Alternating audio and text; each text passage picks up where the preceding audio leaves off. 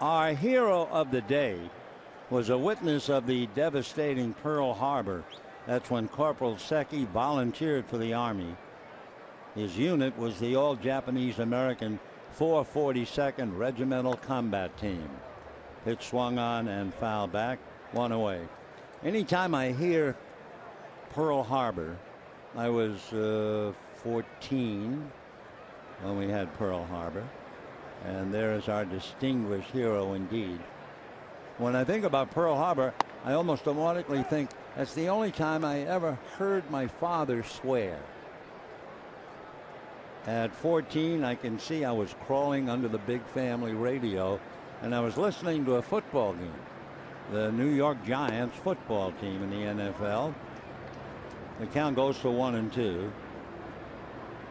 In that game, I do remember the only time the great Mel Hine was ever injured was on Pearl Harbor Day playing for the Giants. 1-2 pitch on the way. Little nubber up along first. Shoots picks it up and throws him out. So we have 2 down and the batter will be Utley. Well, anyway, as a kid, and they interrupted the game, and my thought, why would they do that? The Giants were on the move. And in those days, they didn't score much at all. Hardly ever passed the ball.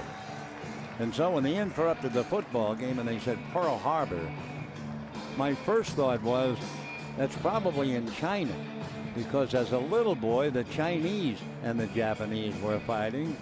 And the word Pearl Harbor made me immediately think of Asia and the Asians. Well, I was wrong. But so I went into the kitchen where my mother and dad were having their usual cup of tea at that time of day.